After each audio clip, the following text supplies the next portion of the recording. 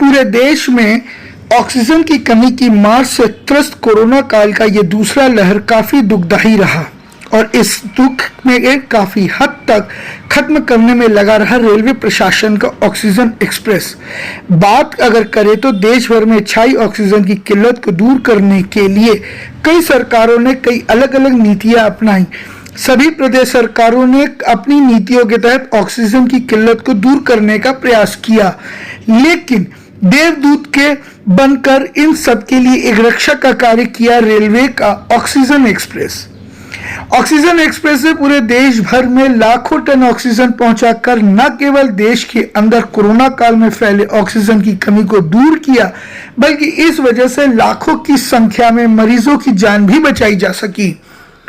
ज्ञात हो कि ऑक्सीजन की कमी के कारण दूसरी लहर की चपेट में आकर भारत में संक्रमित रोगों की संख्या लगातार बढ़ती चली जा रही थी एवं इसका दूसरा पहलू यह भी हुआ कि ऑक्सीजन की कमी के कारण हजारों की संख्या में लोगों ने अपनी जान गंवाई।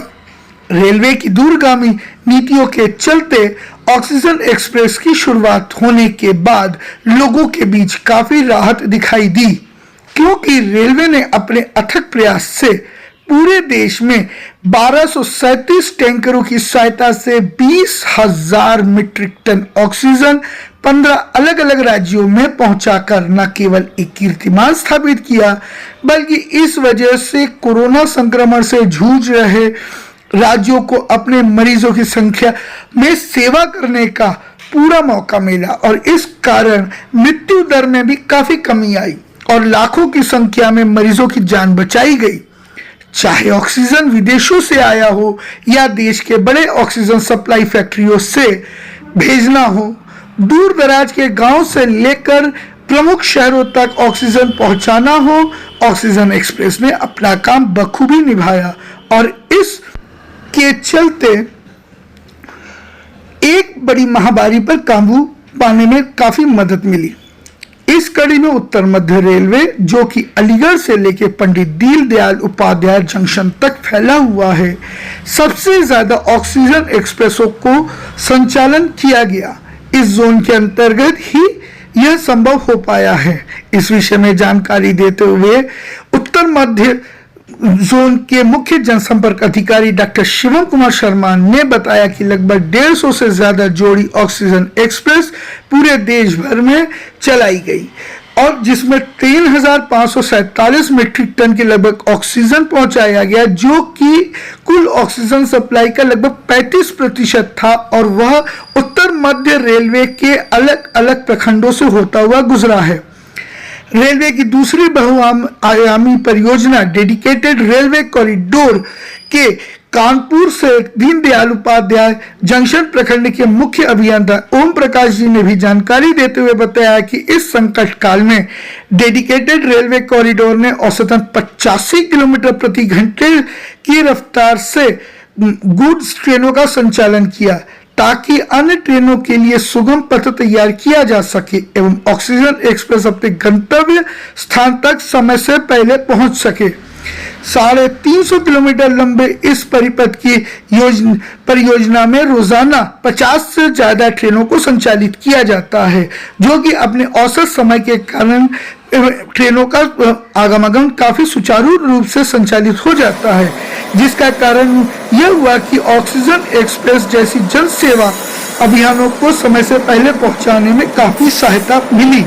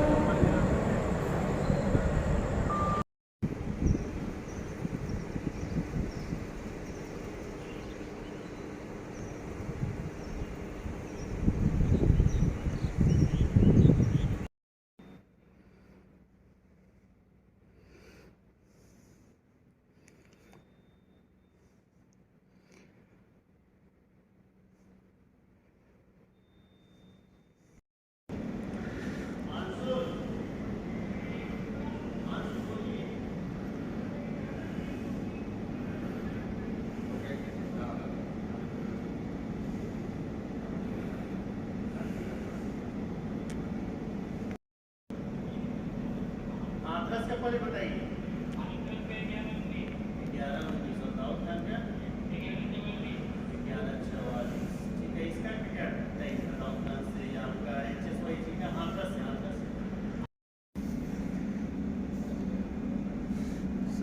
आज बिना बताए कैसे आगे सर? देखिए, कोविड के खिलाफ जो ये जंग छिड़ी हुई है, उसमें भारतीय रेलवे ऑक्सीजन एक्सप्रेस निरंतर चला के अपना पूर्ण योगदान दे रहा है। अब तक की यदि बात करें, हालांकि ये डेटा काफ़ी डायनेमिक है, लगातार चेंज होता रहता है, क्योंकि ऑक्सीजन एक्सप्रेस कई सारी रन पर भी हैं। अब तक भारतीय रेलवे कुल 9,500 के करीब 9,500 मीट्रिक टन के करीब लिक्विड मेडिकल ऑक्सीजन 13 राज्यों में सप्लाई कर चुका है। अगर एनसीआर की बात करें, उत्तर मध्य रेलवे की, तो उत्तर मध्य रेलवे अब तक 85 ऑक्सीजन एक्सप्रेस का संचालन कर चुका है, जिसमें 42 लोडेड और 43 एम्प्टी रेक शामिल हैं। हमको loaded oxygen express Pandit Deendayal Upadhyay station से मिलती हैं और हम इसको चिपियाना पे नॉर्दर्न रेलवे को सपोर्ट करते हैं। इसी तरह से वहाँ पर ओखला में, तुगलकाबाद में, विभिन्न लोकेशंस पे वहाँ खाली होके हमको एम्प्टी ऑक्सीजन एक्सप्रेस मिलती है, जिसे हमें फिर से लोडिंग कराने के लिए eastern railway, south eastern railway वहाँ भेजना होता है। इसी तरह से हमको झांसी डिवीज़न में मिलती हैं, जो आगरा डिवीज़न से होते हुए फाइनली हम दिल्ली डिवीज़न नॉर्दर्न रेलवे को हैंडओवर करते हैं। अगर एनसीआर स्पेसिफिक हम टर्मिनेटिंग लोड्स की बात करें, तो अभी तक हमको 6 ऑक्सीजन एक्सप्रेस कानपुर में मिल चुकी हैं और टोटल 280 मीट्रिक टन कानपुर में लिक्विड मेडिकल ऑक्सीजन डिलीवर हो चुकी है। छठी ऑक्सीजन एक्सप्रेस कानपुर की आज ही रात को आई है, सुबह 4:30 बजे पहुंची थी ये कानपुर। और 7वीं ऑक्सीजन एक्सप्रेस कानपुर के लिए ऑलरेडी लोड हो चुकी है, इसके यहाँ शाम तक आने की संभावना है। ये दुर्गापुर से आ रही है। सर, अभी तक टोटल कितना मीट्रिक टन हमने बोले ऑक्सीजन कॉन्वॉय हो चुका है और हाँ, निरंतर ये कितना आगे जारी रहेगा? वही मैंने बताया कि भारतीय रेल टोटल मिला के अभी लगभग 9,500 मीट्रिक टन 13 राज्यों में सप्लाई कर चुकी है। और एनसीआर में अभी तक, चूंकि कानपुर में आया है सिर्फ, कानपुर में 280 metric ton liquid medical oxygen आ चुकी है और 40 मीट्रिक टन ऑक्सीजन एक्सप्रेस शाम तक आ जाएगी। ऑन रन है, दुर्गापुर से लोड हुई है। इसमें ऐसा है कि आदरणीय प्रधानमंत्री ने फरवरी के महीने में 350 किलोमीटर का डीएफसी का ट्रैक का उद्घाटन किया था। उसमें से ऑन एन एवरेज 25 ट्रेनें हम लोग रेलवे से लेते हैं और देते हैं। 21 तारीख को हम लोगों ने 36 ट्रेनें इस रूट पे चलाई है, जो कि अब तक की सबसे ज़्यादा है। इससे फ़ायदा ये हो रहा है कि रेलवे में जो बाकी ट्रेनें चल रहा है, स्पेशली जो आजकल की जो डिमांड है, जो ऑक्सीजन स्पेशल चल रहा है, उनको रेलवे को पास देने में सुविधा मिली है। सर, ये जो ट्रैकिंग सिस्टम है, ये किस तरीके से काम कर रहा है और ओडीएफ को किस तरीके से अदर गुड्स ट्रेनों को पासिंग करने में मदद करती है? नहीं, जैसे कि आपको मालूम है कि जो हम लोग जो ट्रैक बना रहे हैं, केवल गुड्स ट्रेन के लिए बना रहे हैं। उसमें एक साइड से हम ट्रेन रेलवे से लेते हैं, दूसरी साइड में उनको हैंड ओवर करते हैं और एक के पीछे एक ट्रेन लगातार चलती रहती है। इसमें क्रॉसिंग का या ओवरटेक करने का इशू नहीं आता है। जैसे रेलवे में क्या होता क्या है कि प्रायोरिटी पैसेंजर ट्रेन को दी जाती है, तो यहाँ पर सिर्फ गुड्स ट्रेन ही चलेगी जो टाइम के हिसाब से चलती है। सर, ऑक्सीजन एक्सप्रेस को किस तरीके से मुनाफा हो रहा है? पाथिंग किस तरीके से मिल पा रही है जिसकी वजह से ऑक्सीजन एक्सप्रेस अपने टाइम को लिमिट पूरा कर पाती है? बल्कि आजकल क्योंकि ये सिचुएशन ऐसी है कि ऑक्सीजन की जो स्पेशल ट्रेन है, उनको स्पेशल पास दिया जाता है। इनफैक्ट कई बार जो पैसेंजर ट्रेन है उनको रोक कर उनको आगे बढ़ाया जाता है, ताकि जो इमरजेंसी जो पोजीशन है वो हमारे यहाँ चल रही है देश में, उसका निरावरण किया जा सके। सर, जो लगातार ओडीएफ अब धीरे धीरे और आगे बढ़ता जा रहा है, इस ओडीएफ के आगे बढ़ने से आगे भविष्य में किस तरीके से रेलवे को अपने यातायात में सुविधा मिल जाएगी? जैसे अभी तक डीएफसी का 350 किलोमीटर का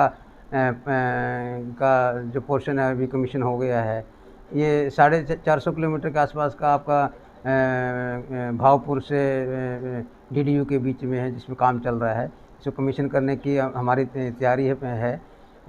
जून 22 था, बट जो आजकल की जो पोजीशन है उससे थोड़ा सा डिले हो गया है। और आगे पंडित दीनदयाल नगर से आगे सोमनगर तक वो भी कमीशन शायद दिसंबर तक हो जाएगा। तो अगले आने वाले सालों में पूरा पैच तैयार हो जाएगा। उससे गुड्स ट्रेन हमारे ट्रैक पर चलेगी और रेलवे को फ़ायदा क्या होगा, उनको बाकी ट्रेनों के लिए ज़्यादा पाथ मिलेगा, उनके और ट्रेनें वो चला सकते हैं। सर आपका परिचय। ओम प्रकाश, CGM इलाहाबाद।